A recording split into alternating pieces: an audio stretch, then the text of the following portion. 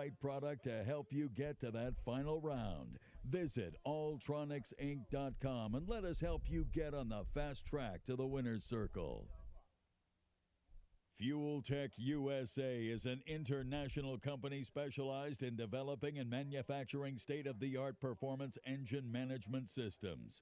The company's elite staff is always keeping a grip on the forefront of technology available while guaranteeing top-notch quality and customer support. Goth Enterprises is proud to be a part of the Fling Racer Appreciation Prize Program with their CVD drive shaft assembly. If you're looking for improved consistency in performance, contact Brett Goth. Brett would also like to wish all the racers good luck at the Fling this week. For over 25 years, Regiles has been building fiberglass and carbon fiber dragster bodies and components.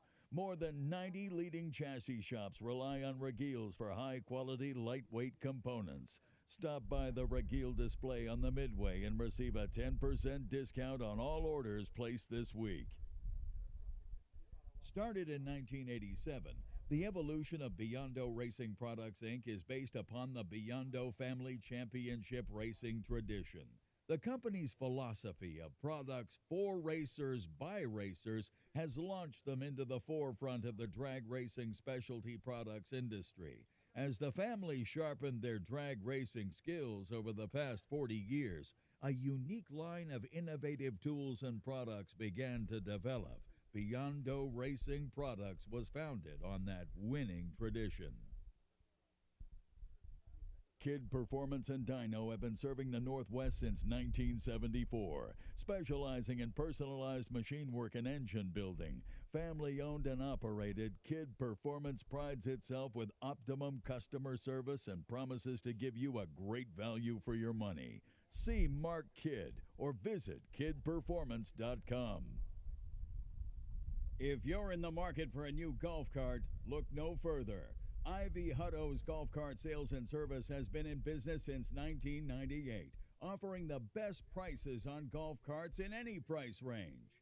Hutto Golf Cart Sales and Service is also the proud sponsor of the Kyle Seipel Never Give Up Award at all Fling events.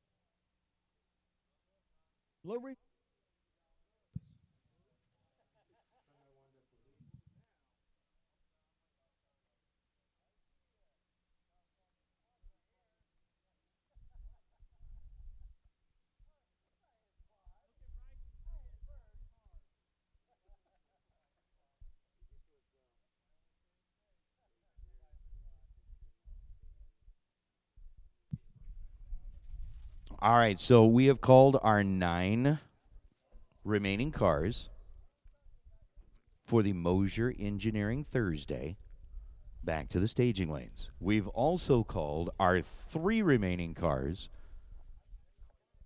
for the Silver State Refrigeration $30,000 to win Wednesday back to the staging lanes. So we're going to start whittling our way through our field. We've got a lot of Winter Circle celebrations, a lot of Winter Circles interviews that we're going to be taking care of because we're going to be crowning a $30,000 winner. From Wednesday, we're going to be crowning a $30,000 winner from today. And all of that is going to be coming up very soon. They've got a little bit of communication that they're taking care of down in the staging lanes, and I'm going to take Warren up on his offer. I don't know if Warren has found his way back into his spot or not. He has.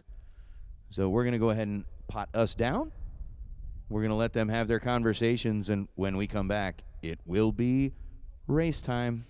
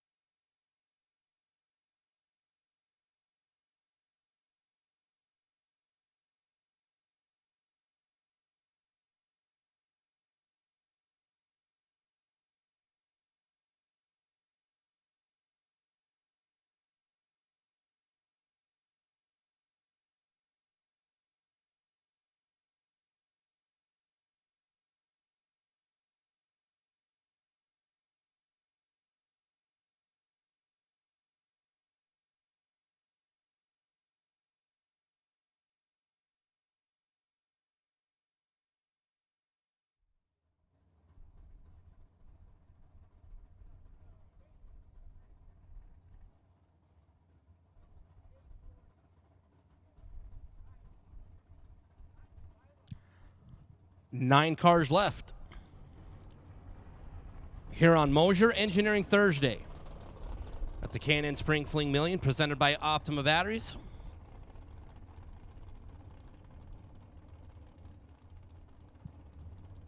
As we'll start with Tim Markoglu and Marco Abruzzi here at 9 cars. Tim, coming off of Staten Island, New York. 455 the dial for Tim over on the left side, and Marco Abruzzi in the Galitti machine. 460 the dial in for Marco. 9 will take us to 5 here at 9 cars. Chris Galitti has the bye. After we run our 4 pair.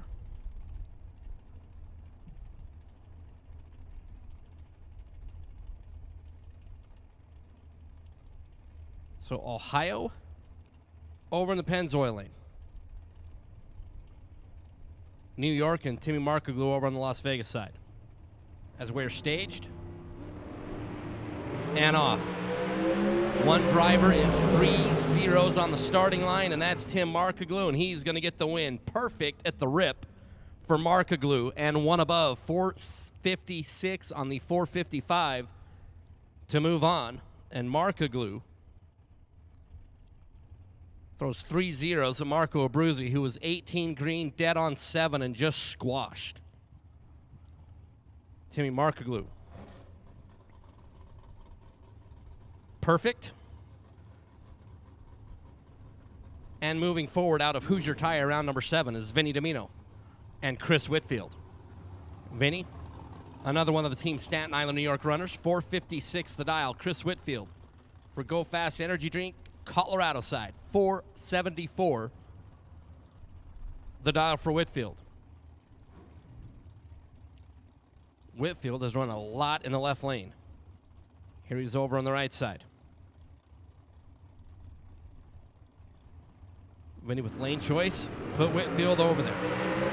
Whitfield's like, I don't care what lane I'm in, I'm better at the start and gonna get the win. Whitfield locks out Vinnie Dimino. 14 green, dead on 2 to be 16 total, as Chris Whitfield was out in front at the finish line by 0, 0, 0.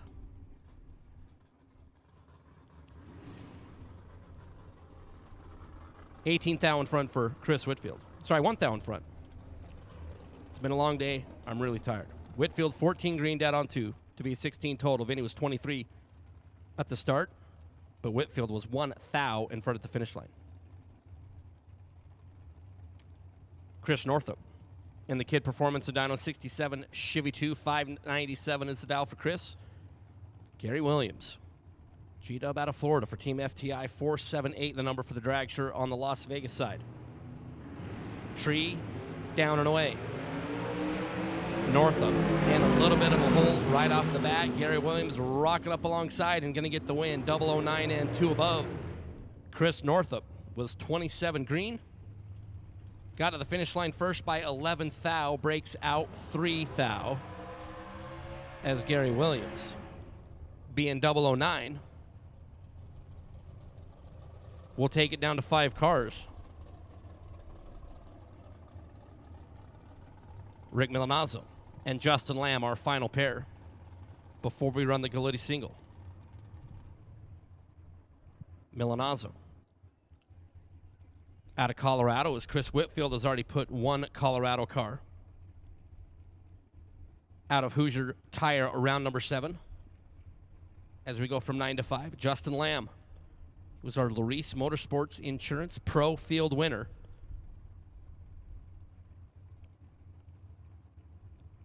Off the bottom, the 5-time champion of the world in the Cobalt for Silver State Refrigeration. Matco Tools, Lamb is off and away. Looking over the left shoulder, here comes Rick in the dragster. Justin Lamb made it work. 42 green and 1 above to be 7 thou in front. Milanazzo was 28 at the start, was a little bit better.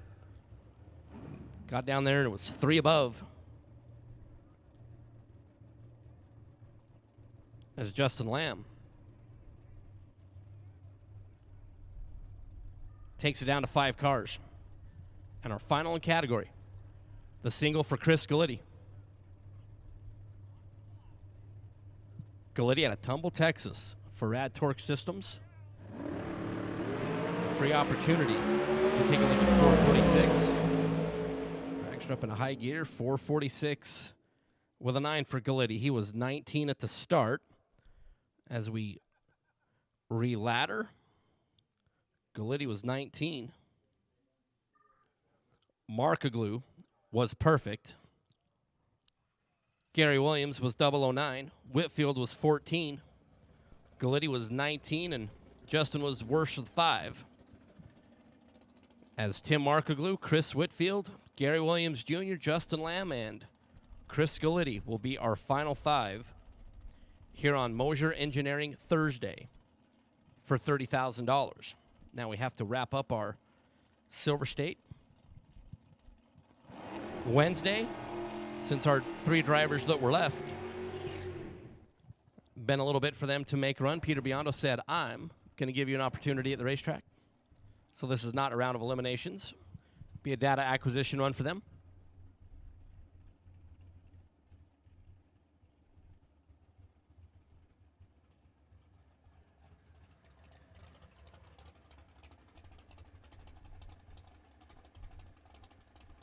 So once again, this is a time run for our 3 remaining cars that were left in the field yesterday. Peter Biondo determined, hey, that was only fair. You know, Jeff Serra had made a run not too long ago, but been an extended period. For our others, we gave that opportunity to them if they decided they wanted to take it. And Roger Sauter did.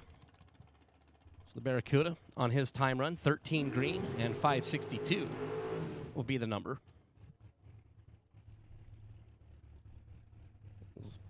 Lucas Walker, who has the single at 3 cars, is like, you know what? Peter Biondo, you're a nice guy, and I really appreciate your willingness to give us a time run, but I already have the single, so I don't need to make a single and then come back and make another single. I'm good with my 1, which is his right to do so. So Jeff Serra, dragster out of Pennsylvania, will take on Roger Sauter when we run that semifinal. Serra, 001 and 463. Of course Serra's 001, because why wouldn't he be? So that takes care of that order of business. So we will have some quiet time on the racing surface as we get our 5 competitors back around on Mosier Engineering Thursday. We should be good in a little bit to run our semifinals on Silver State Refrigeration Wednesday. I think that keeps everything straight, right, Nathan Hershey? Keeps everything perfectly in order. Right now? Right now. Right now. Not later. Later is when we're actually going to determine finals. But right now is when we're going to take a little break on the racetrack.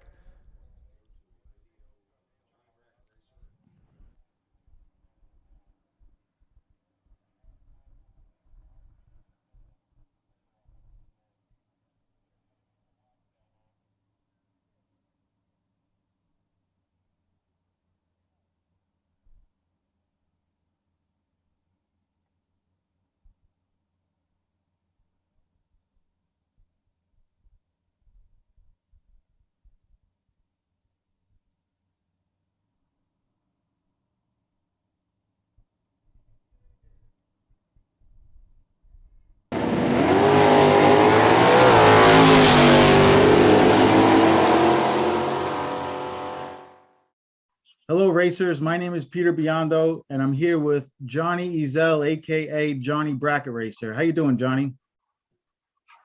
I'm doing good. Hey, y'all. Johnny, so fresh off 2 10K wins this weekend. Let's just start there. You told me that you were tired and your kids were having to bring them to the doctor and stuff, but you just got home from, what was it, a Texas race? Texas two-step, was it? Yeah, it was Yeah, it was 310s over at I-30, kind of a newer track. They're just reopening up, and a buddy of mine puts them on. But Is that went over south? there. It's really the first race of the year I got to run. That is north of Dallas, or northeast of Dallas. Is But it south? it's a little older track, but they've redone it. Oh, Brian, Self, yes, it's Brian and yeah, Lump Self. Okay. He's the one that runs it. It puts it on, manages the track. But went over there for our first race of the year. Really tried to race earlier, but had some car trouble, so only got literally one round in. And so that was really our first race of the year, and it worked out pretty good. You cracked them for 210s. That's a pretty great way to start your year, and some momentum going into Vegas. You're coming to the Spring Fling Million in Vegas. Yeah, we'll be there. The rig's still in Dallas right now, so I'll leave here Saturday morning with a little car, stick it in the trailer in Dallas, and then take off. Very cool. Well, be over there Monday sometime, hopefully. Johnny, and I'm reaching out to you. I picked you as a candidate to do this. This is, I think you're a very interesting guy. I think you have a lot of talents, both behind the wheel and also building cars. So tell the audience who doesn't know you so well, tell them a little bit about yourself. What do you do for a day job? And tell us a little bit about yourself. Well, most people think I drag race for a living, which if you try to do that, most people realize you can't. Like, it ain't, I don't care how much you win, you shouldn't do that for a living. But my main income is actually flipping and renting houses. We started that 4 or 5 years ago, and that's become, it was working on the cars and stuff, but the houses have become way more of an income. And like right now, we're redoing a shopping mall we bought. And then we do the houses or the cars too, paint them, wire them, build them. But I kind of do that for fun. Like most chassis guys seem like they're all bald, and I see why they're bald. So I don't want to do that for a full living. But I like doing it when I want to do it. Build a handful of cars a year and keep people going. Like I do it, paint them, wire them, kind of whatever people need when I want to do it, type thing. Yeah, it's definitely a cutthroat industry, a cutthroat business, and I agree with you. A lot of gray hairs in that industry. Talking to Western Race Tech and American and all the guys, it's tough, especially this day and age with the having a hard time getting the components. So you between that and there's so many good cars out there, and like the margins are so little. Like I feel for them. Like they got to build a lot of cars a year to make it, and I don't want to do that. I want to build mine.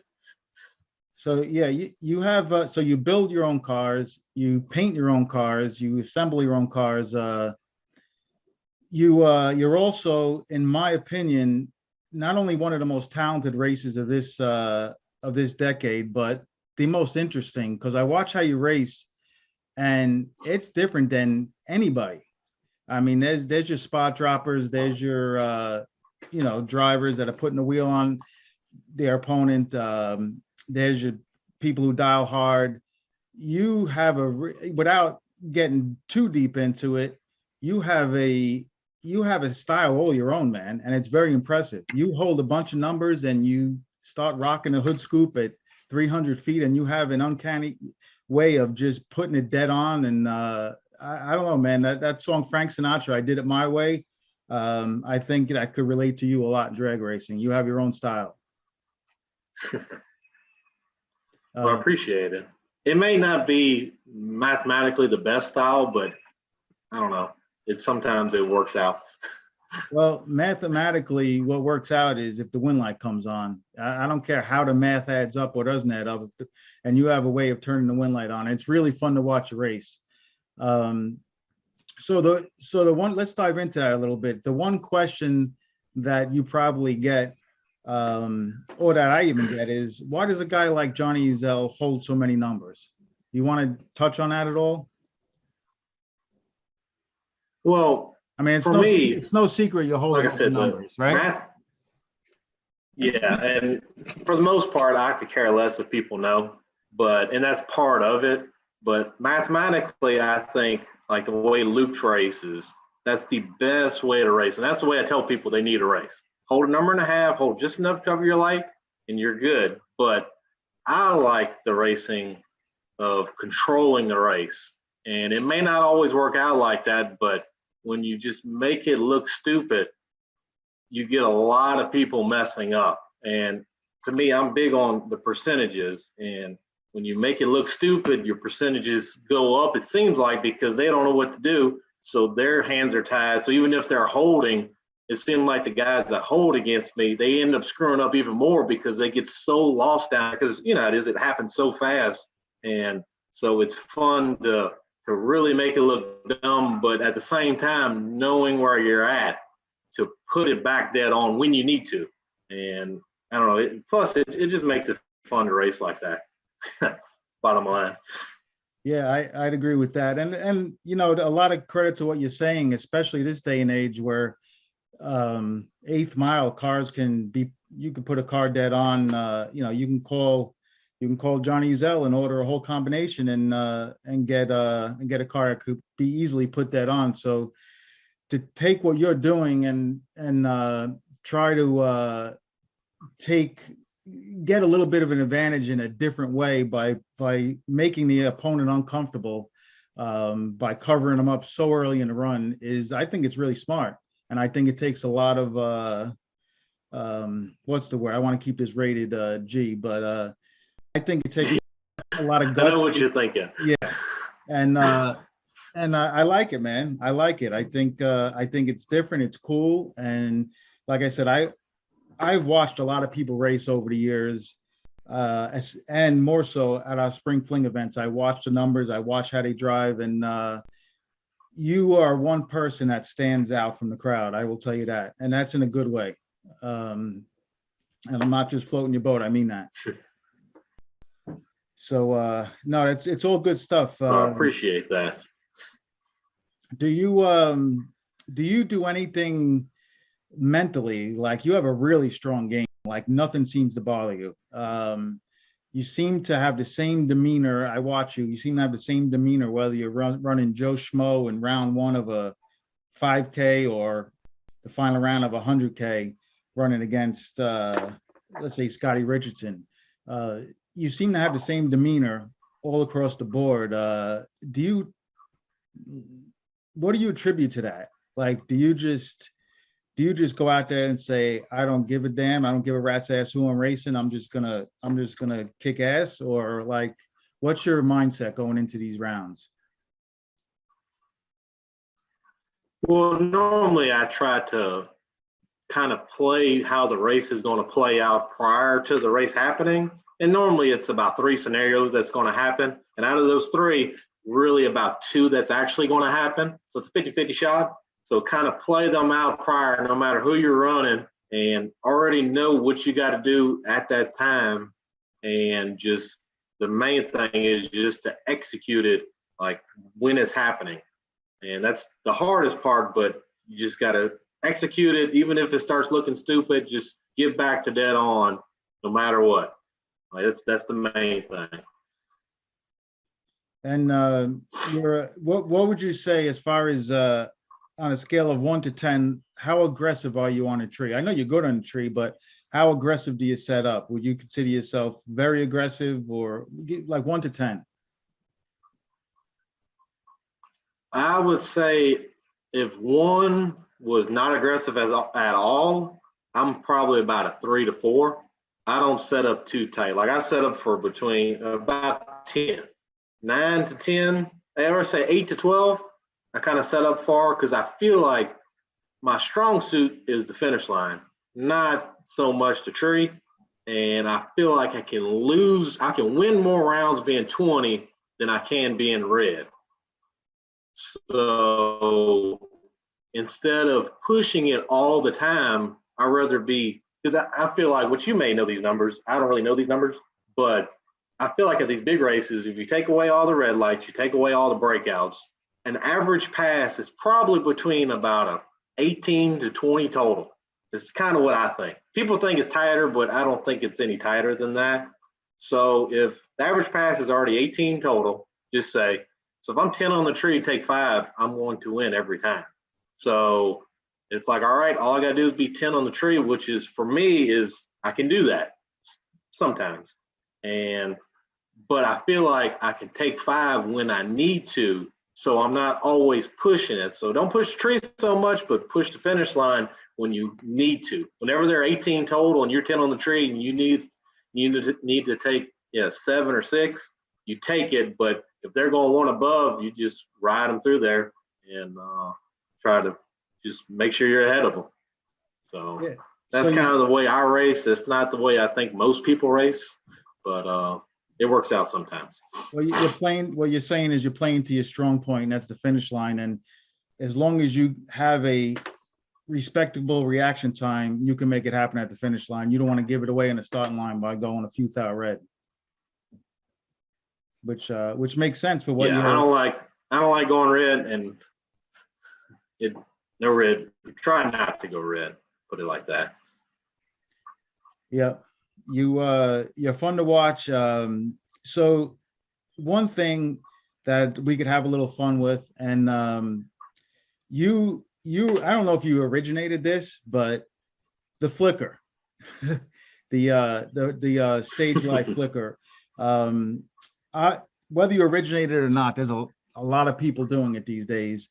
Talk about that a little bit. Is that, and if you don't want to talk about it, you don't have to, but if you do, I kind of love to hear what you'd have to say about your side of things on that. Well, what 2 things kind of started it for me. The first thing was back in the day when we used to race local. They have track. It's a Twin City Raceway in North Louisiana, and for whatever reason, it's been years since I've run there, but their pre-stage to stage beams seemed like they were 2 feet apart. Like once you pre-stage, it took forever to get into the stage ball. So that's when we kind of started backing into the pre-stage, so you don't have to bump in so far. Well, doing that, I realized if you turn the wheel, you can make it do things. And that's when I started staging. If you ever watch me pre-stage, like you can see I pre-stage differently than people. It's because you're right next to it. And we did that, or hell, I've done that for forever, it seems like. And one of my big first, second part to it, one of the first big races I've ever gone to was a 50 grander, the Great American Race, when they used to have it at Belrose, which ain't but about an hour from us. And one of the Williams, I don't remember which one it was, timed the dude out by flickering it like that, but that was before anything was online or any of that, because this was probably back in 11, 12, something like that. And when I saw that happen, I immediately understood what happened, and I'm like, man, that's cool there, like that somebody knew that. Like that's the first time I ever saw it, anything about it, and this was 10 years ago. And after that, I was like, man, that's a cool thing to have in your pocket. Somebody's playing games, you can play right back at them, because it doesn't, and it doesn't get anybody that doesn't play games. It's you stupid games, you win stupid prizes. To me, is a perfect like saying for it, because if you just do your thing, it'll never get you. But if you want it to get you, it can get you. So it's just a way to get people said 9 times out of 10, if they don't want to stage first and you just barely flicker, they're going right in, and then you go right in, or vice versa. But if they want to get hung out to dry, let them get hung out to dry. But it's all their fault. and I think, I don't know how much you realize it caught on. I mean, I go up to New Media occasionally on the weekends, and there's these young kids they're staging, turning the wheel and bumping and back to straight, and you've created a I mean, you originated something that you have a lot of followers, whether you know it or not. I don't know if they all know exactly what to do when, but they're trying to be like Johnny Iselle there. Yeah, for me, it's mainly the bumping in. Like I do it every pass because whether they pre-stage first or I pre-stage first, it doesn't matter because it makes it where I don't have to bump in 15 times. It's literally one bump and you're in. So it's there. You're in the same spot every time. There's no waiting around. You know when the light's coming on. And that's why I like doing it. Not to time people out, that's just part of it sometimes. yeah, it's a lot easier to stage when you're that close to the stage bulb. It's you got a lot less work to do. I totally get that. Johnny Iselle, gas or alcohol? Everything I got is gas. My family races and everything they have is alcohol, but everything I run is gas. And the reasoning for that was years ago when I first started racing, I had a little coffin dragster trailer and a pickup truck with one car, and I couldn't bring a drum of fuel with me. Like I could only bring about 3 or 4 jugs with me, and that's what I brought. And even when I got the bigger trailer to haul 2 cars, which is still like a 26-foot trailer, like I didn't have enough room for a drum. So I was like, hell, I'm gonna have to stay on gas because I knew alcohol at the time was better, and I still think at times it's better, but it's, well, maybe not now because the engines are so much bigger now. But back then we were running 490s, 50s. Like I still thought at a 490 50 car, like alcohol is better, but I couldn't bring it with me. And plus where we're at, I got to drive an hour and a half to go get a drum of alcohol. It ain't very available around here. So for us, I just go up about 10 minutes from here, not even 10 minutes, 5 minutes from here to the airport and get fuel. It sounds like it's a lot out of convenience. I think without you being boastful, I'll be boastful for you. I think you could win on either. So you just pick whatever's easier, and it's easier for you to run gas. I'll say it for you. So what, Johnny, what was your biggest win or most memorable win?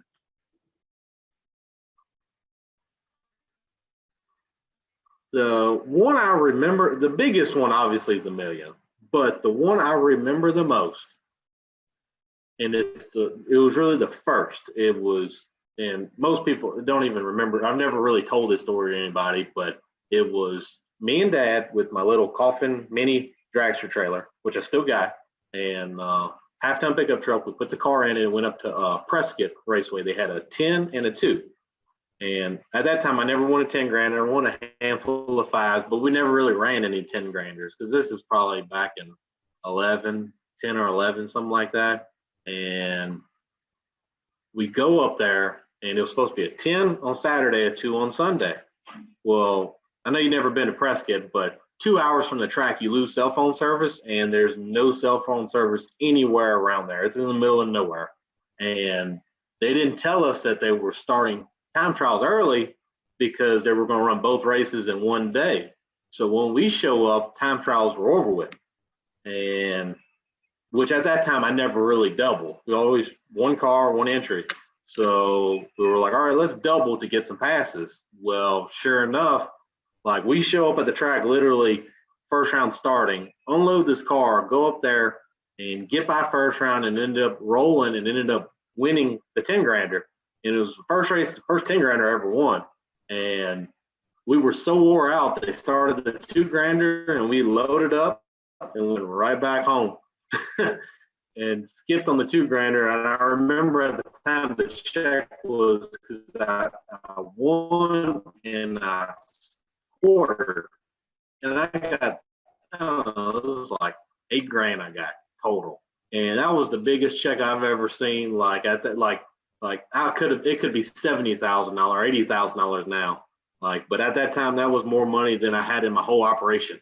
And that's the one that kind of won that one, the 10 grander, and it kind of, to me, is the toughest. And it was like, I won that one, and it was like 2 weeks later, one another, then 2 weeks later, one another, then I won 2 in one weekend. And it was like, damn, it kind of snowballed after that for a little while, especially the 10 granders, because they had a lot of them within a few hours of us at that time. I'm not too sure it ever stopped snowballing since then, Johnny. You've been on a mission. Sometimes it slows down a little bit when I don't race. When you don't race. Let's throw everyone a bone here before we get off, Johnny. If your little brother, let's say, comes up to you and says, "Give me just one piece of advice, Johnny." Give a racer one piece of advice. If you could only give him one, what would you say? I would say, don't be afraid to try new things. And when I say try new things, don't do it one race and give up on it. You tried for 6 months. You tried for a year. Like, all right, I'm going to hold numbers. All right, I'm going to be tighter on the tree. And doing it over and over again, it makes you better. Even though it's going to cost you, you're going to lose a lot. But over time, it will make you a better driver overall. Because it takes the small baby steps to become the better one. But if you're afraid to make them and afraid to lose from them, you'll never get there. I love that. I absolutely love that, and I couldn't agree more. Take yourself out of your comfort zone and try things, and you're going to grow from there. Johnny, appreciate you taking time. I know you got a busy schedule coming up, and fresh off 2 10K wins.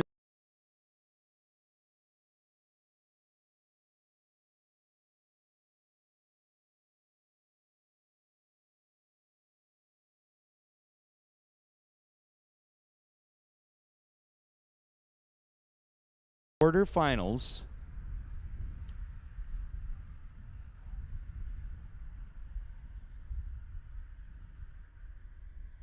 In our Mosier Engineering $30,000 to win Thursday. Our semifinals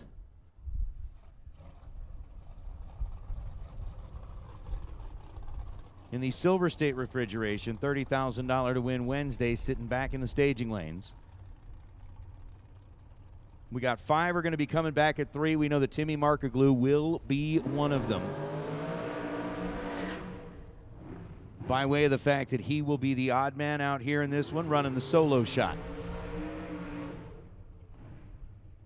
First 2 rolling out of the box. How about a battle? I mean, they're all going to be battles of the bigs at this point in time, right? Galitti, Williams. First 2 that are going to be coming up here, it's G-Dub. Left side of the racetrack, 481. Dialed in on the left side as Chris Galitti with a 447 for the Tomball, Texas Space Car. Lining up on the right.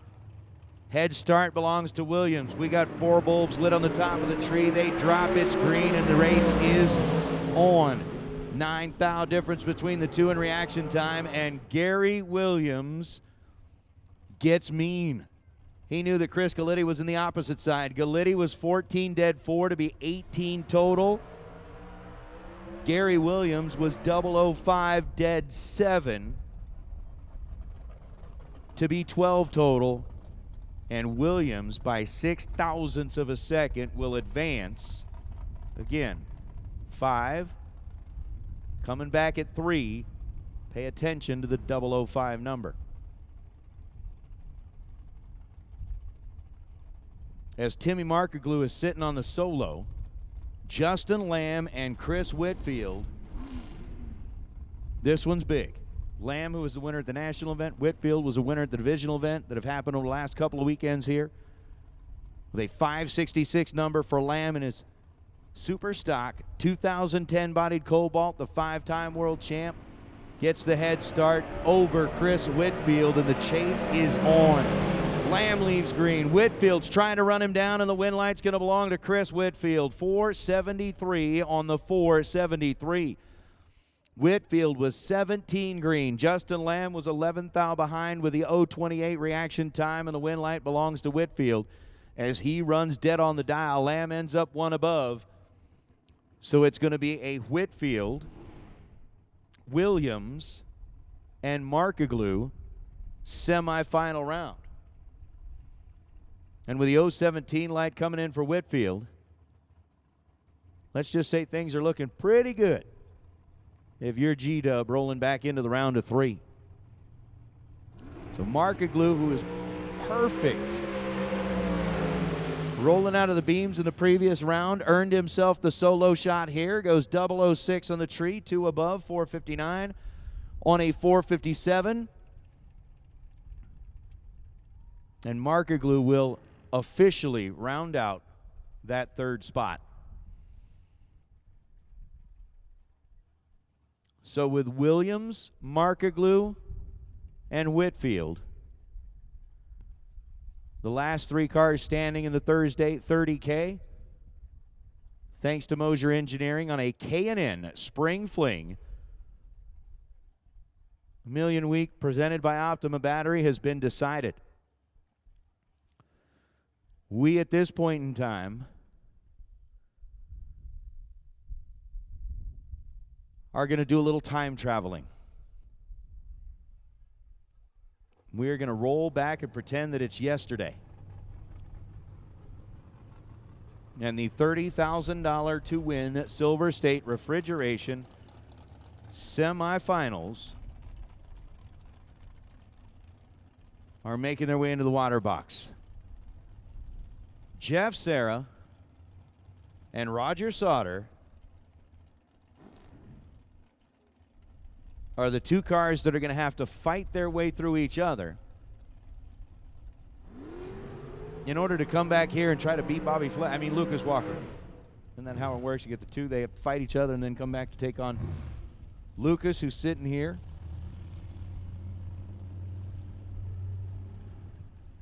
In the Camaro, getting a front row seat to see what's going to happen between the Barracuda out of Sidney, Nebraska, and Jeff Serra, who is the hired gun driving one of Jeff Taylor's cars here this weekend out of Pennsylvania. 469, the dial for Taylor.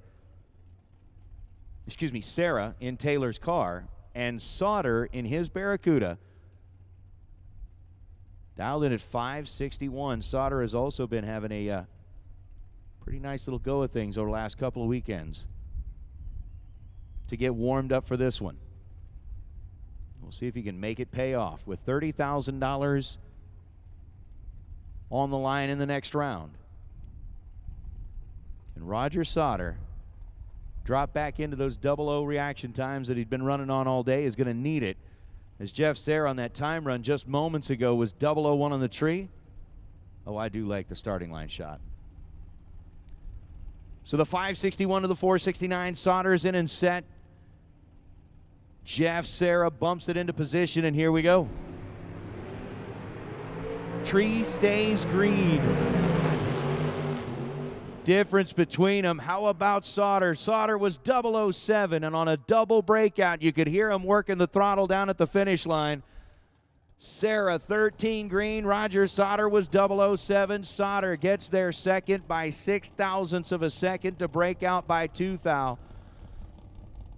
Jeff Serra was under 14 thou, and Roger Sauter will make it an all-door car final on the Silver State Refrigeration Wednesday. 30 grand to win. Ooh. So Lucas Walker, who opted to sit out the optional time run, Peter Biondo offered up, knowing that rolling in here at the round of 3, he's going to have the single anyway. Might as well save a little extra wear and tear on the car where it's not necessary, and said, look, I'm getting the solo shot. I'll use it at my time run at my time. He knows that Sauter was just 007.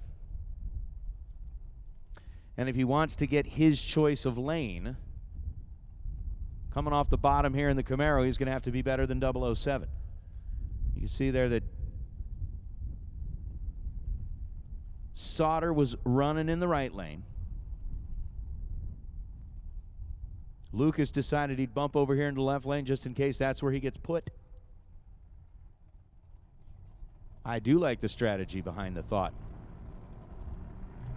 But if he's better than 007, he gets to pick anyway.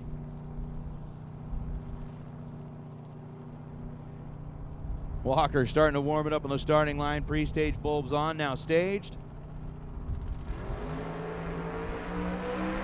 Lucas with the 0:35 reaction time, and the last man standing from the Larice Pro Insurance Group has raced his way into a final round.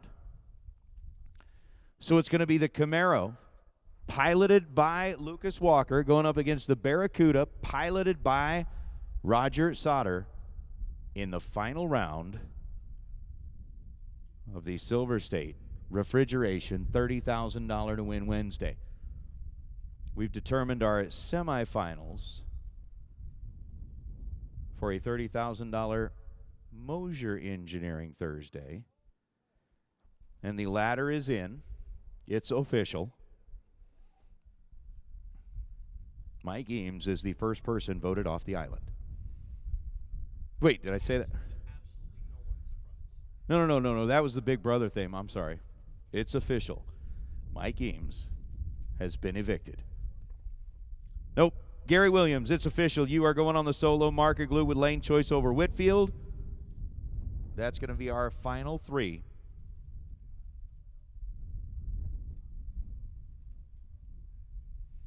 In the $30,000 Mosier Engineering Thursday.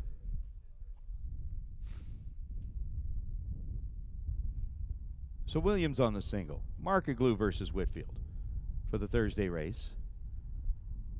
It's going to be the Barracuda of Roger Sauter. Should have lane choice over Lucas Walker, coming back in the final of the $30,000 to win Wednesday. Mike Eames, you have a very confused, conflicted, and constrained look upon your face. What else is new? I'm easily confused. All right. You've known me long enough. Well, I was going to go with confused, conflicted, constrained, and befuddled, potentially constipated look on your face. I'm just, that could be as well. It could be. It could be. All right, so it's just about 9 o'clock here in Las Vegas. Nowhere near as late as it was last night when we got about down to this point. Thank you very much. 2 rounds left to go in our Mosier Engineering race. 1 round left to go in the Silver State Refrigeration race. We're going to crown a whole pile of people that are going to be pretty happy. All right, maybe just 2. But still, we'll hand out trophies. We'll hand out big checks. Smiles. And a little chit-chat time. Maybe a parade. Parades are good. Parades are good. But I don't get it, man. We go through a portion of the day where the wind kind of dies off. Then it comes back. Then it dies off. Then it comes back. It's like, hey, will you just quit already? You live here. This is your gig. It's normal. It's just kind of normal. And we'll deal with it the way that we need to deal with it. With violence. Anger and hatred. Discontent. Violence, anger, and hatred. Nah, we don't need to deal with it that way. All right, so we've got a chat bleacher full of eager spectators waiting to see who's going to go home with the big checks from the K&N Spring Fling presented by Optima Batteries. Here, the 2022 version. And racers, race fans, chat bleacher contestants. You guys have actually officially been turned into contestants. I mean, that whole Optima Battery a Day giveaway for the chat bleachers, that's actually a pretty darn cool thing. Congratulations to you Stars 41 Stats. Getting that Optima battery here today, right? Right? That is correct. That's pretty darn cool. I mean, you're going to get the certificate that we can do that. What's up, Gage? I mean, we'd had folks checking in from all over the place. All over the world. All over the world. We did a little FaceTime yesterday with Shane Wynn down in Australia. So rando. We did FaceTime with a guy named Ryan Harris this morning from Bogota, Colombia. We've done all kinds of stuff. It's been pretty cool. They're getting the winner circle set up because the next time we send the 2 door cars of Sauter and Walker down the track, one of them's going to come down and park it in front of the banner. But with everything that's happening, it's going to be a lot of fun. We are just giving it a little bit of time. We'll go ahead and call our racers back into the lanes when the time is ready.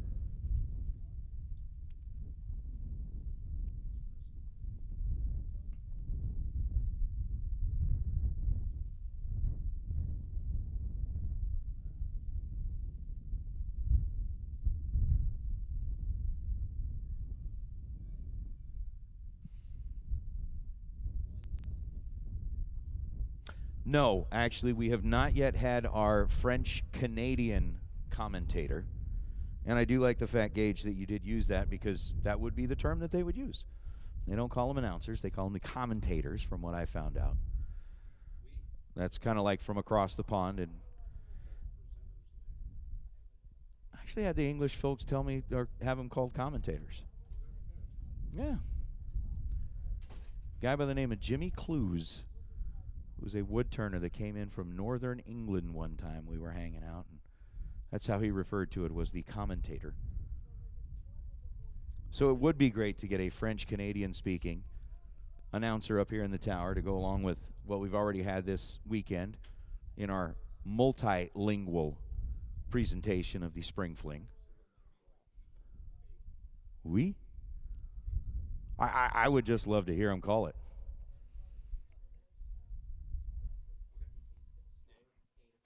I would just love to hear him say that. But we've had all kinds of fun stuff here. And again, a couple of rounds of racing left to do tonight. And tomorrow, it's going to get really exciting. Isn't that right, Mike Eames? Yes, and speaking of tomorrow, we start at 8 in the morning. There's been a lot of questions. Hey, what time do we start in the morning? We start at 8 o'clock. Right? Yep. Brodix run for the 50K, starting at 8 a.m. Also, everybody that's here on property, our non-denominational RFC Chapel service for Good Friday, tomorrow morning at 7:15 under the Racer Grandstand. So, it's again, Good Friday service, 7:15 tomorrow morning. Our friends from Team RFC. That'll be prior to our 8 o'clock start time. Here in the Brodix run for the 50 grand. I really want to give away $50,000 tomorrow. We did once. I know. I wasn't there, though. We could do it again. Absolutely. I really think we can do it again. But I'm just saying, tomorrow morning, if you're 001 red, just let go. Just off the gas. Just don't do it. I can kind of see where you're coming from. But at the same time, if you're entered in the million, you're using this for a time run. Well, but I mean, go to 3:30. You should get your. I'm just saying.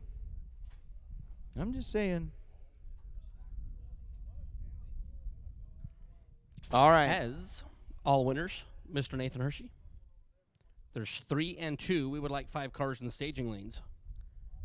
Right about now. Specific 5 cars.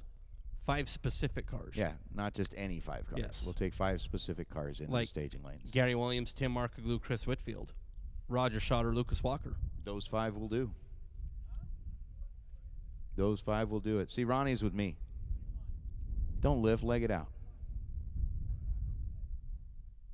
Get yourself a good time run in there and then crush your dreams. Okay, I'm not. Anyway. I'm just saying, if you're 001 red, just go to 3:30 and get off the gas. I disagree with your theory. I'm just telling you, 1 thou haunts you for the rest of your life. I'm just disagreeing with your theory. But I'm right. That's what I'm saying. I'm not saying you're not right. I'm just saying I disagree with your theory.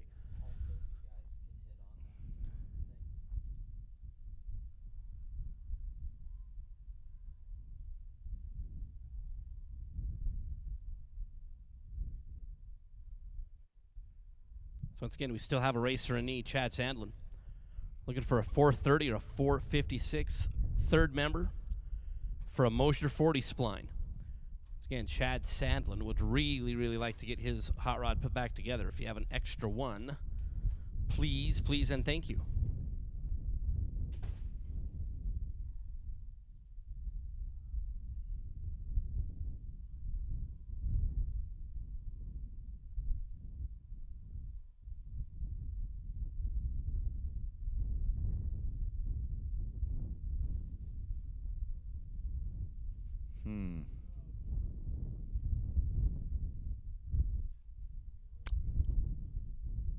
So we have called our 5, basically 3 and 2, back to the staging lanes.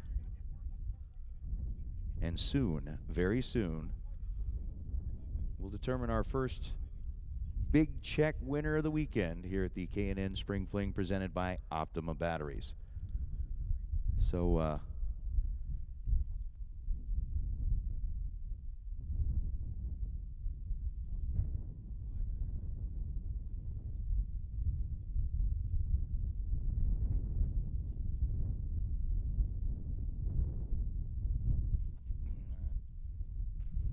okay. Let's see. I wonder, is there any possible way to get a French-Canadian announcer up here? Are there even French-Canadians on property? I think we're dealing mostly with Western Canada, right? Yeah, we need somebody from Quebec. Quebec. Oui. Actually, I just need somebody to bring up like some really fine wine and some cheese. Like a nice brie. A nice gorgonzola. Some crackers.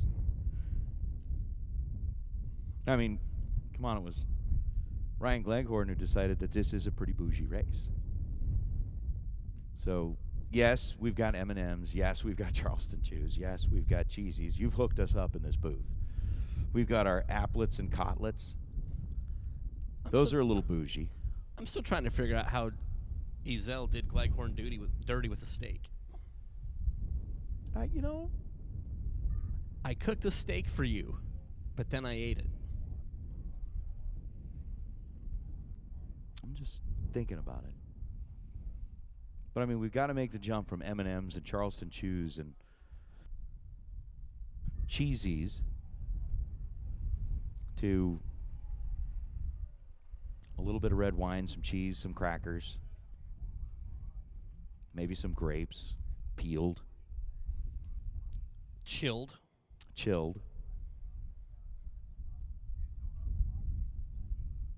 and ready to go. They took all our highlighters away, sweetheart. We were after the raffles were done. After the raffles were done, they basically told us that we were no longer allowed to play with the highlighters. Yes, I think Ryan Gleghorn doing a French impression would be really good.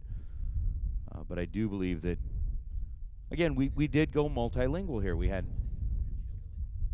is there such thing as a French hillbilly?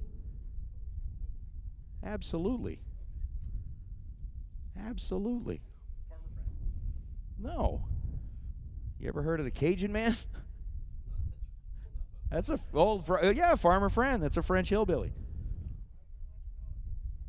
You get the Cajun folks in there, you got yourself a French hillbilly. And man, can they cook. Cajun.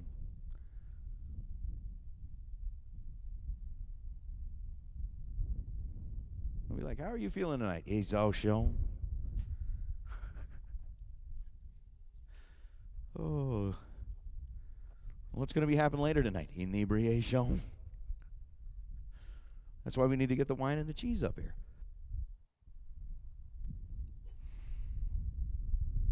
Just happy that, all of our good friends that, all over the world are on the BANGshift and Drag Race TV live feed. Our good friend, Roy Barrera Sr., there in Boise, the motorcycle racer, who was down here at the Divisional. Yes, sir. With his 2 awesome dogs. He also has 2 English Bull Terriers. Fair enough. Dave Growl and Penny Lane. Okay. They're all huddled around, hanging out, listening to us. Did he bring wine and cheese? Dude, I tell Dave Growl would eat Dave Growl would eat like the wine bottle. Because Dave Growl is as crazy as Rocco the Wonder Mutt. Okay. I can go with that. For some reason now I don't know why I'm hung up on wine and cheese. It's all Gleghorn's fault because he's talking about being bougie. I think it is. He's back somewhere with his Dos Equis. Which is... I have also heard Gleghorn say, pardon my French. Oh, Daryl, yes, we do need to get Jean Girard. We need Jean Girard from Talladega Nights. Ricky Bobby. Hey, Ricky Bobby, I am here to defeat you.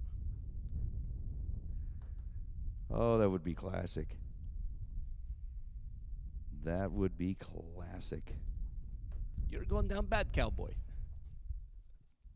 Gonna beat you real bad. This is my husband. Gregory. Oh, man. All right. This is America. You have to say, I love crepes. Don't you say it, Ricky Bobby. They're those little pancakes. Actually, kind of They're good. really- They're the okay. thin They're one. really thin pancakes. Anyway. Oh, we could go off on all kinds of Spider Monkey references, but we are waiting on our 3 semifinalists from Thursday, our 2 finalists from Wednesday. They're making their way back into the staging lanes. Kenny, I'm with you. I like crepes. Crepes are I mean, incredible. if we can't do wine and cheese, I'll take crepes.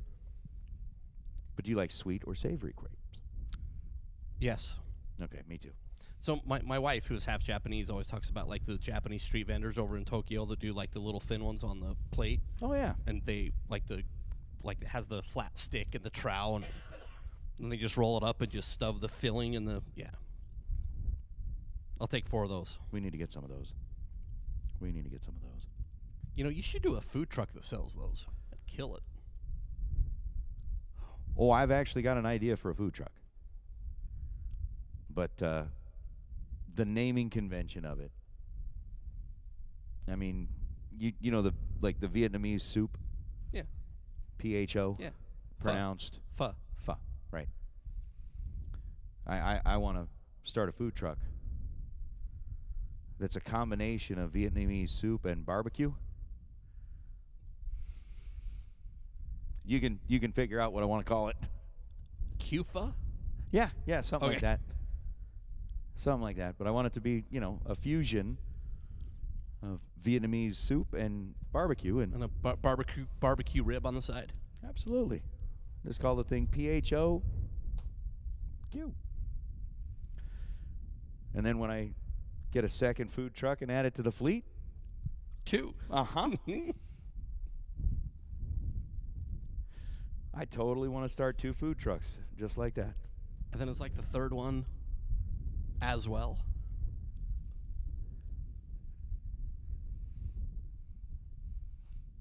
Could totally be that. Yeah, Todd, you've got the idea. Except instead of that right there, I think your idea, the way that you've spelled it there with the CUE, you could actually have that be like a pool hall that serves Vietnamese soup. I think that'd be awesome. I was actually just thinking of using just the letter Q. Yeah.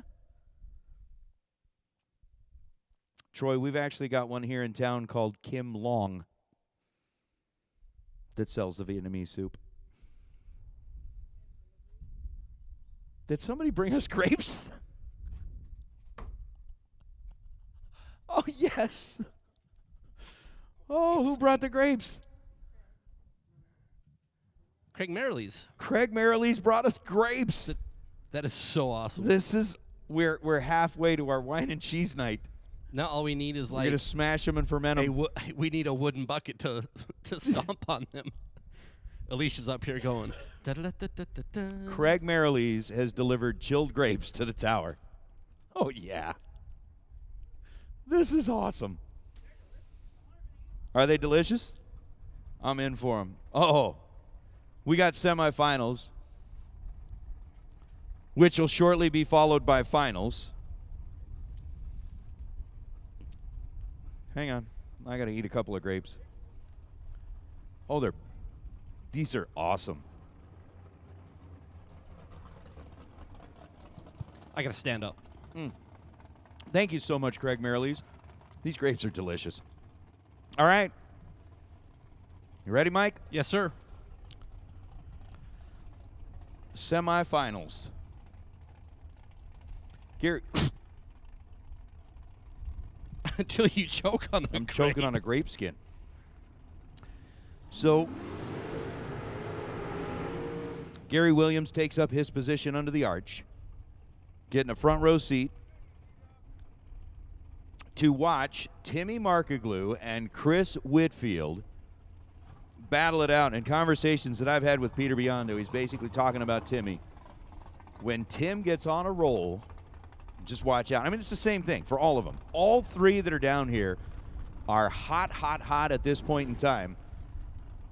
And it is going to be a battle royale as Whitfield's dialed in at 474, Markoglu's dialed in at 456, and somebody's going to make their way into a final round to take on G-Dub for 30 grand. That's right. Tim Markoglu has already been in one final round here this week because he made it all the way into the final on Tuesday in that American Race Car Shootout before coming up a little bit shy alongside Jim Glenn. Markoglu has got 456 on that Las Vegas scoreboard. Whitfield 474 on the dial, and we are off and away and green, and Markoglu is going to go down in the semi as Chris Whitfield, 20 green, to be 0-0-0-7 in front at the stripe. Tight for Chris Whitfield to move down into the final round as our main event million runner-up from last year advances way down into the final here on Mosier Engineering Thursday. Nathan Hershey. Good golly. 9,000 separated him at this end of the racetrack. 7/10,000ths of a second separated him at that end of the racetrack. And the win light goes to Whitfield. Whitfield, again, coming off the win at the divisional last weekend, trying to parlay that into a $30,000 payday, but he is going to be coming back and will have to get through Gary Williams, G-Dub,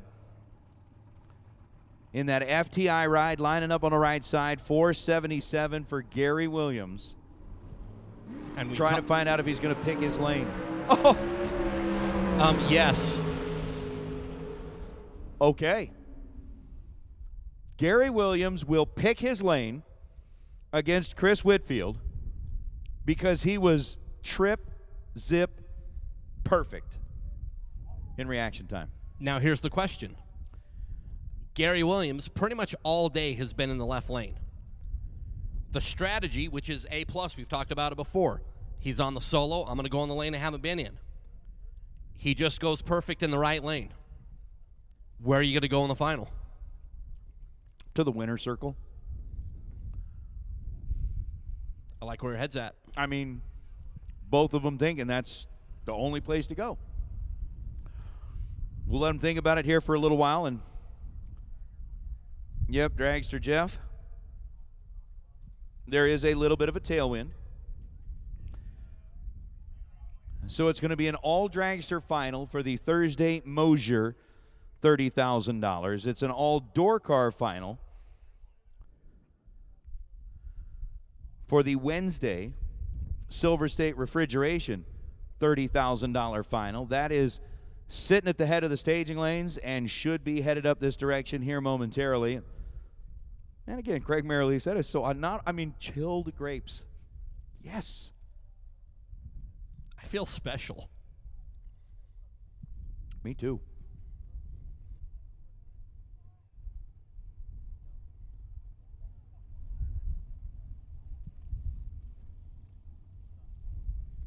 I do see my Silver State Refrigeration final round down there at the head of the staging lanes.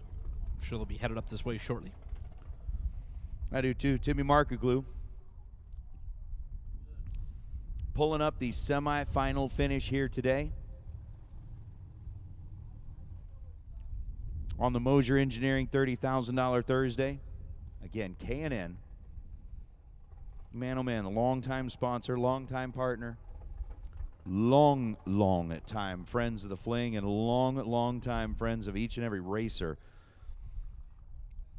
that will ever roll through any gate on any drag strip anywhere in the world.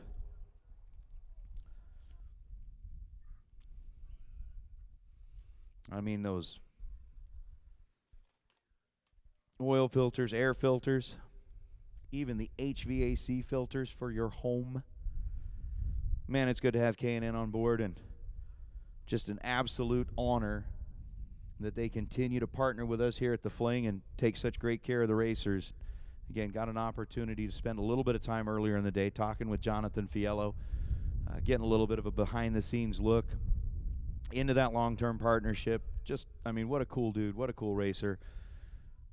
And he is so happy to represent K&N out here for all of the racers. We do thank K&N for being a part of this. Again, thanks to BANGshift. Chad being up there on the scissor lift all day long. Warren being back here behind the switches, changing up the camera angles. Again, thanks Jegs and Hoosier for making sure that those live feeds stay live all day long, sponsoring this whole deal, and making sure that those of you that couldn't be here in Vegas to participate with us live and in person get an opportunity to participate with us live over the internet, no matter what part of the world you're in. It's just great. Again, tomorrow morning we are going to start things off. 7:15 a.m. is when they're going to have the chapel service under the grandstands on what is Good Friday, and then at 8 a.m. we will have cars going down the racetrack as part of the Brodix Run for the 50K. Again, racers, remember, you do not have to be entered into the million to participate in the Run for the 50K. If you are not entered in the million, you can take one shot down the racetrack just like the rest of the group. $50 payable in the staging lanes. Come on up. We'll give you your chance at that $50,000. If you are single entered in the million, you'll get the same solo shot. And if you are double entered in the million, you can get one shot per entry. So you could get two chances at it should you so choose. Again, for each trip down the racetrack, it is that $50 entry fee for that chance at the Brodix $50,000 payday. Make a perfect run, you could be going home with 50 G's. We've also got top 3 best package prizes if the $50,000 is not claimed during the Run for the 50K. At that point, $10,000 of it will roll over into the million should somebody end up being perfect in the million. Looks like our finalists are headed out of the staging lanes and will make an appearance under the arch here in just a moment.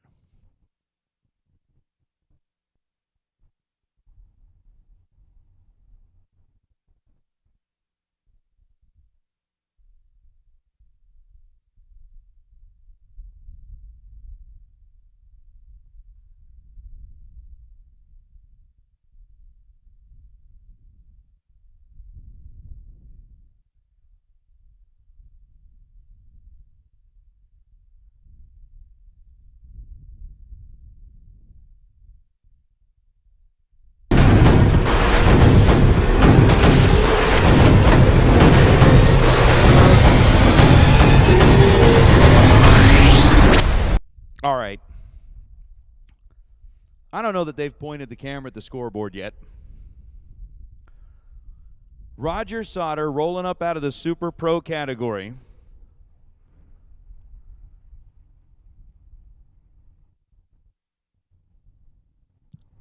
Lucas Walker, the pro last man standing, raced their way into the final.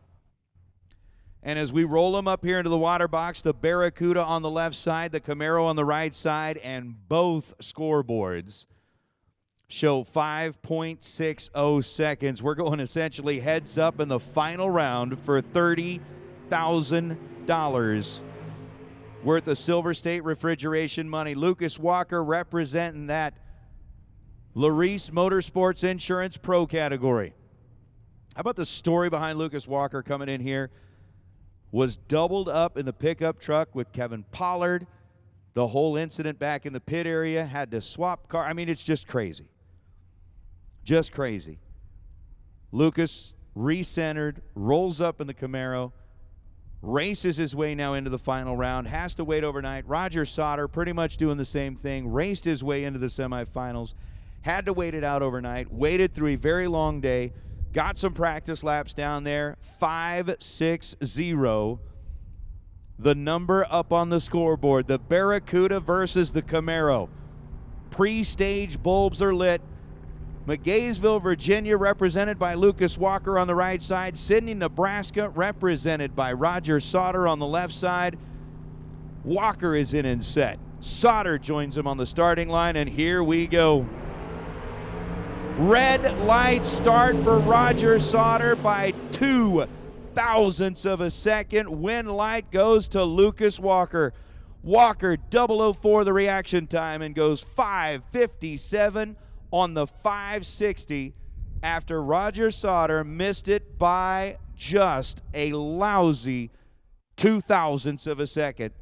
5:59 on the 560 as Sauter finishes out the run, but the win light is on, and the last man standing out of the pro category picks up the win here tonight in the remix version of the Silver State Refrigeration $30,000 to win Wednesday. So Lucas Walker, your champion on day number 1, going to be bringing down that Raider Campbell Camaro, parking it in front of the big banner, picking up the trophy, picking up the jacket. Man, it's going to be cool. This is going to be cool. Roger Sauter, nicely done, racing his way through the day, was 00 all day long, just got bit a little bit here in the final round by going too quick on the starting line. And then runs down to a 5:59. So Sauter with a very good show, but it's going to be Lucas Walker coming back down here, and I'm certainly looking forward to finding out a little bit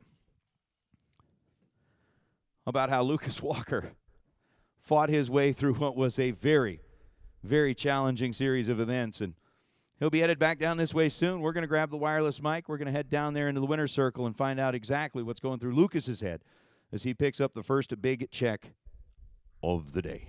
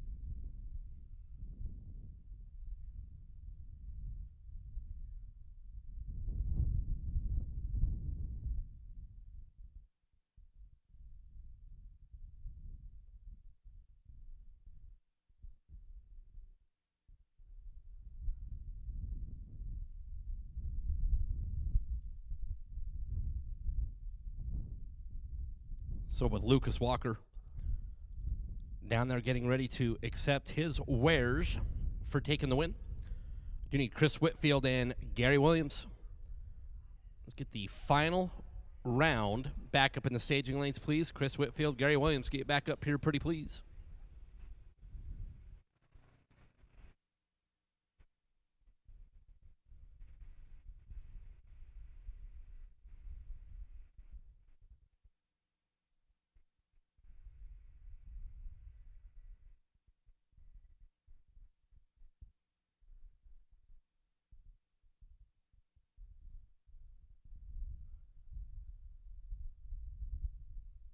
So word from Nathan Hershey down there trackside. We're going to do both winner circles back to back. So we'll wait for a little bit to talk to Lucas. The crazy circle of events, as I do need Chris Whitfield and Gary Williams back up to run the final round. If you would, please, Chris Whitfield, Gary Williams, get you back up.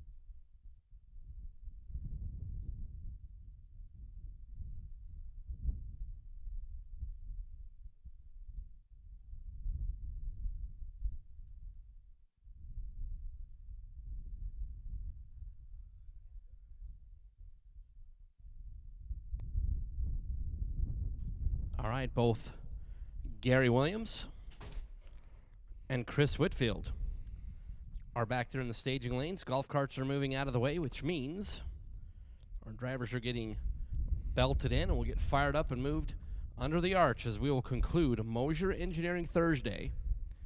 As I see movement back there heading this way, our 30 grander. Once again, will start tomorrow at 8 a.m.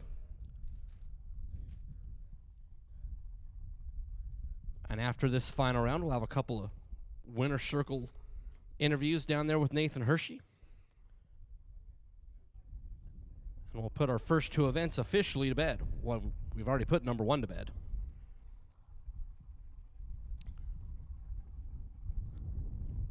As Gary Williams is up here under the bridge, Chris Whitfield should be moving forward here momentarily. Our final, at least for today, we'll be moving up here in just a matter of moments.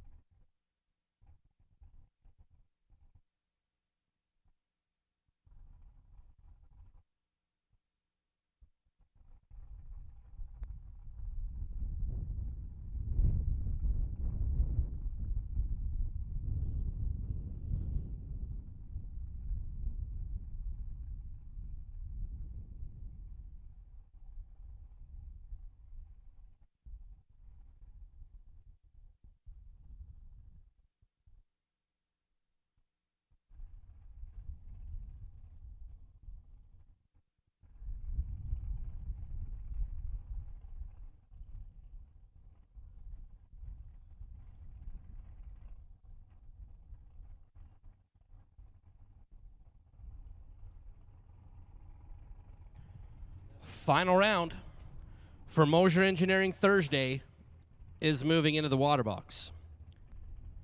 Gary Williams and Chris Whitfield. Gary for Team FTI. 481 is going to be the dial-in for Gary.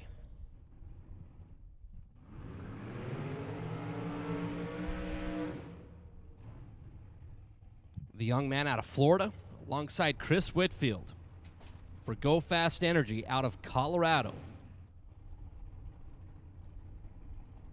You know, wife Alexis is a very interested viewer.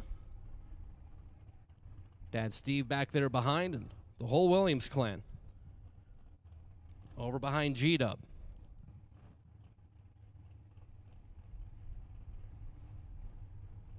$30,000.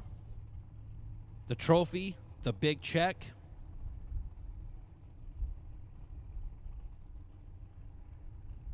And the opportunity to call yourself a 2022 Spring Fling event winner. Tree and away. 3,000 was the difference on the starting line. Gary Williams, Chris Whitfield. Chris Whitfield, 10 green, dead on 1 to be 11 total, and the trophy is going to go to Colorado. Gary Williams was 007 up front, 482.5, and sent Chris Whitfield through, and Whitfield was dead on 1 to get the win. So congratulations to Chris Whitfield, our winner on Mosier Engineering Thursday. Gary Williams, a great run today. Ended up 1 win light shy of the title. To wrap up Mosier Engineering Thursday, Chris Whitfield, the Go Fast Energy team out of Colorado, taking home the win and $30,000. As we'll get Chris up the return road to join Lucas Walker as we'll go back-to-back winter celebrations. My guy Nathan Hershey is down there. He'll lead us through the rest of the evening.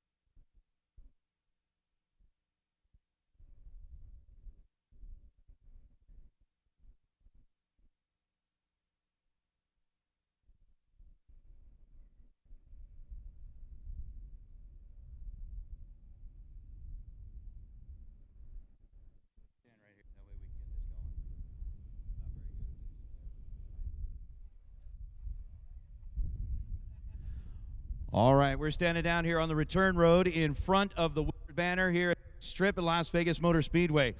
At the conclusion of kind of a remixed $30,000 to win Silver State Refrigeration Wednesday with our champion Lucas Walker. Lucas coming out of the pro ranks, the Larice Insurance Pro category, racing your way in as the last man standing there, racing into the semifinals, having to take a break last night and waiting all the way until tonight to be able to actually claim the trophy, and it was definitely an eventful 24 hours.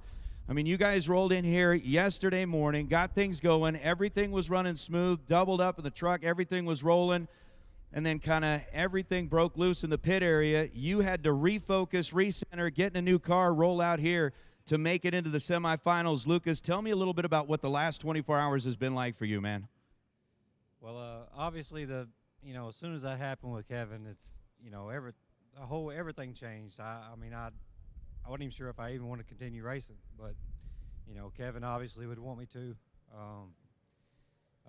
He'd be mad at me if I didn't, but, Raider said, hey, we'll get the car.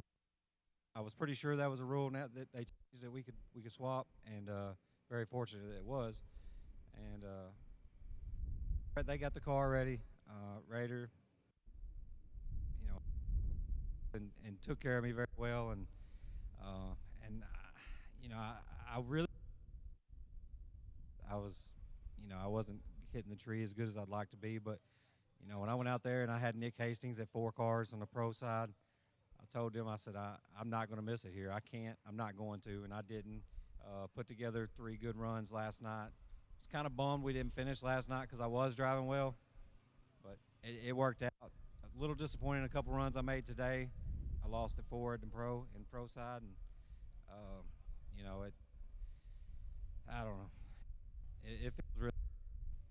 Well, I'll tell you what, hearing that, saying that you're a little disappointed in some of the runs that you were making today, when the opportunity came up to make the time hit, you guys opted to sit that one out, rolled up, obviously had the bye run. I guess the decision there was just use that to get another hit in there?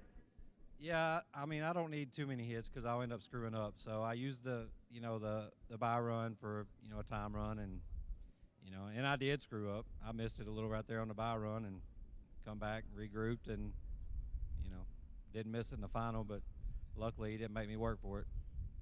No, he didn't. He had via the red light, but tell me a little bit about rolling into the water box. Again, everything that was going on, you had to refocus, you had to recenter. The last round is coming up. What was running through your head? First of all, I mean, it's, I did it for Kevin. That's all I could think about. I want to turn these win lights on for him, and, mainly the last one. And I wouldn't be here without Raider. I wouldn't be here without Raider or Kevin, either one. And I can't thank those guys enough.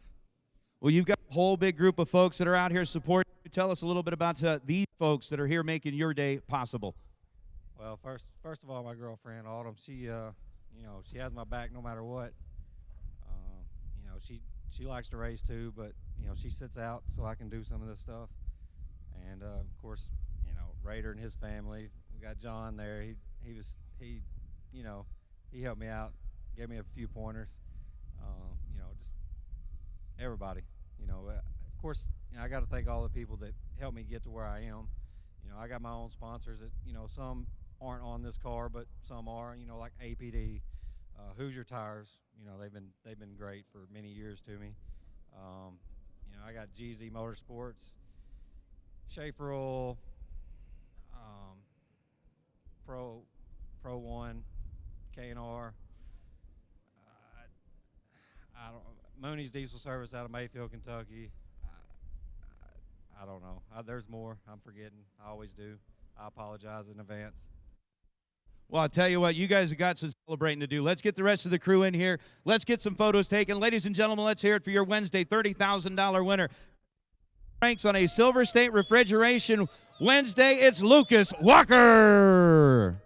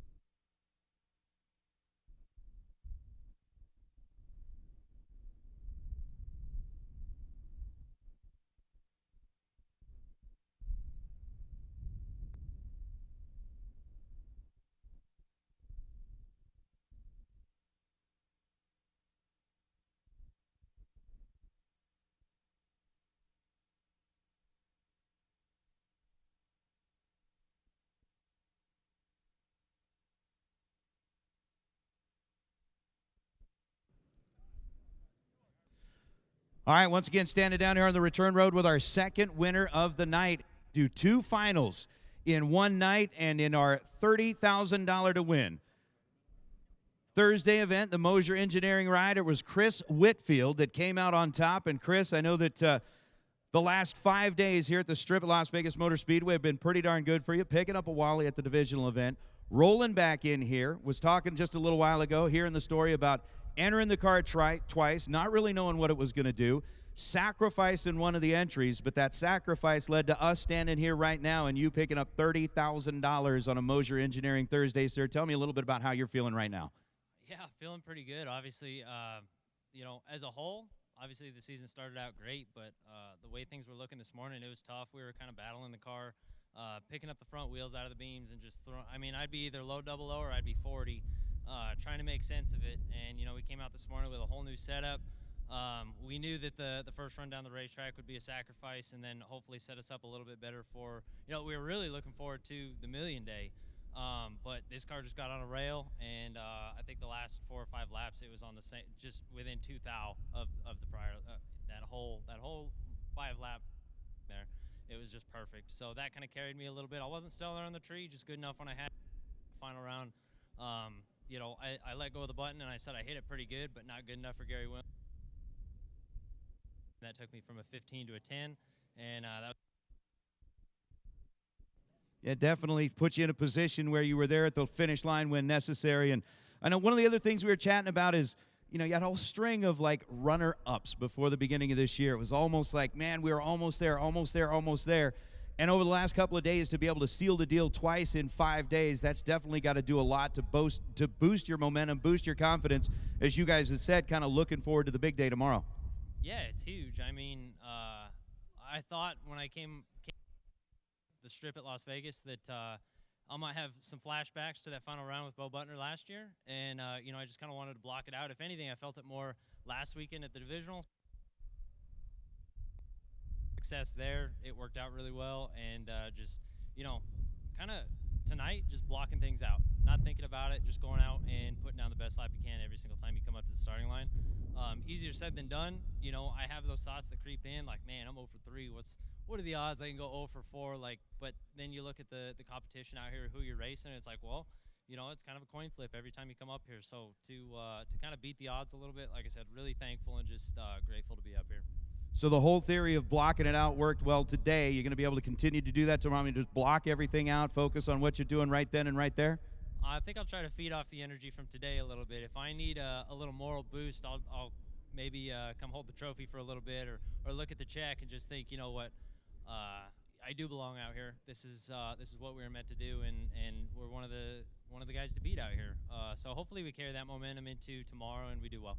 You two have got a couple of really good folks that are helping you out here. Tell us a little bit. Yeah, unfortunately, my wife is stuck at home, so she couldn't be here. She's taking care of the house. So first off, huge thank you to her. But obviously, this doesn't happen without my dad. You know, he put so much into my race. It didn't happen without him. And then my little brother Cameron. That's his one job that he's got to do, and man, he stays on it. So big thanks to those guys. And you know, I see a lot of from Colorado racing family travels well. They're out here to support, and I just really appreciate them too. Well, there you go. You two have got some celebrating to do tonight as you get geared up for tomorrow. Racers, let's hear it one more time for your champion on a Mosier Engineering $30,000 to win Thursday, Mr. Chris Whitfield.